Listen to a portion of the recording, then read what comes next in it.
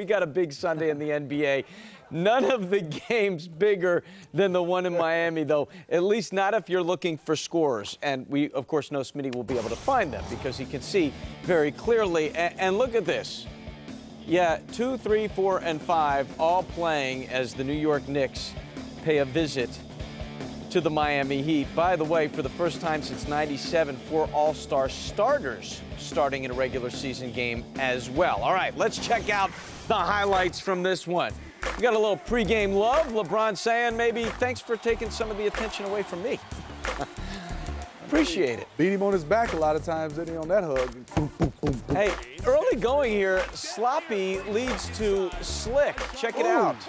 Beautiful. Nice, LeBron to Dampier. Look at it again. This is where you hear the comparisons about his vision like Magic Johnson, Smitty. There you go. And then sloppy leads to the slam. Take it out on the rim, Amari. There you go, Stoudemire. Miami was up 15-12 in the early going. You know it's hard. Watch the basketball. It bounces nearly back to half court.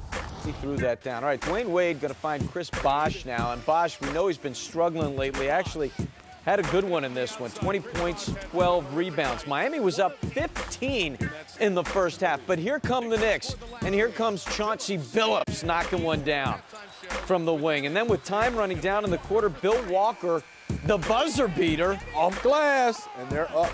Well, I think this was a hugely important stretch for the Knicks to get back in this game, a 16-0 run to take the lead at halftime. And you could see superfan Spike Lee excited that the Knicks were up 1. All right, we go to the second half. LeBron, tough look there, gets it go. He had 27 of the game. Miami was up 3. Melo always seemed to have an answer, though. This move is unreal. You look where he took off from to be able to spin and get an easy, uncontested layup. 29 in the game for him. Now, look at this. Ball mishandled and finally out of bounds, and we got some fan play in this one. Spike not happy. Spike play, you mean, not fan. Look at Spike. I'm almost on the court. I can't. I mean, 6 Knicks on the court is a technical foul, Spike. He's got look at Spike. And everything. Miami was still definitely up 3. Overt actions. Under 2 minutes to go. Billups knocking down the floater. Billups. And then look at this. Unreal. But guess what? Big shot. From Biscayne Bay. He had 16 points in the game. None bigger than that. And then the steal by Chauncey. Took a peek back, finds his man, but the lay-in won't go. Sean Williams misses. Would make both free throws, though. New York up 3. LeBron. Foul. That's what you do at the end of games. You put your head down, dry the basketball, and get to that free throw line. He'd make both. 13 seconds left. Off the inbounds, Walker steps out of bounds. Well, they were up against a shot clock here, Mark, 4 to go. Don't get a good possession, and Miami with another opportunity. And there's LeBron James. Driving again, and the defense so tough. Defense. That's what they chanted in the Garden a long time ago. Defense. No, they still chant it. Melo did it, and then Amari with the block. Not so much. Well, they chanted because they used to do it. Now they're chanting, they're asking them, please play some defense. Please play some defense. LeBron for the tie. No, it won't go. The rebound, and Knicks would add a couple of free throws.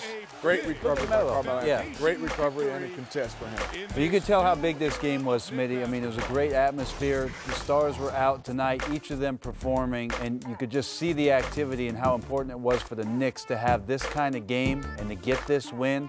Huge for Mike D'Antoni trying to build these guys up to make a run. And remember, this is a rivalry. They played 4 straight times in the playoffs from '97 to 2000. Melo, don't forget some issues with his right elbow, 10 of 22 from the field. Apparently, he is feeling just fine. When the game was done, Rick Bucher caught up with Carmelo Anthony and Chauncey Billups. They scored 34 points in the first quarter. They got 50 after that. Carmelo, what was the difference the last 3 quarters? We had to gather ourselves defensively, man. Just play hard. Tonight we won a play hard game, man. I've been saying that for the last couple of days. Everybody gave great effort, and as a result of that, we won the game. Chauncey, you guys, what does this mean this early? The 2 guys from Denver coming over in a momentous win like this. It's a big game for us. Everybody, it was a lot of hoopla around this game. We're not quite where we need to be at yet, of course, but it was a big game for us to win. We can win a game in the 90s, that's going to be great for us because everybody thinks we can only win when it's 115 to 110. Now, you turned it on those last 3 minutes. Were you laying in wait, or what did you see that changed for you in the last 3 minutes? It's tough. They trap pick and rolls every time. I knew I wasn't going to be able to operate in pick and rolls. I knew I was just laying in the cut waiting to see if I was going to get some opportunities, and I finally did. Carmelo, you asked the last 7 minutes or so, you wanted to guard LeBron James. Why? I told y'all, man, when I made this move, I wanted to take on challenges. Tonight was a big challenge for me, a big challenge for us defensively, and we stood up to that. I mean, we got what we wanted in the game, you know, with LeBron driving the basket. You know, they made a very athletic play. So I think we've executed pretty well. We're not going to look at a loss and say we don't execute. We execute pretty well. We get the shots that we want. That our coach draw up for us and that we as players want. You know, all the time they don't go in, but we don't win 43 games without being able to execute. Speaking of execution, you know, can you live up to the hype? Well, yeah, I guess so. Melo, first player since Dominique in '93-'94 to score 27 or more in his first 3 games with a new team. More so, though, than the points that he's scoring, guys. I think you guys talked about it during the highlight. People excited about the defense.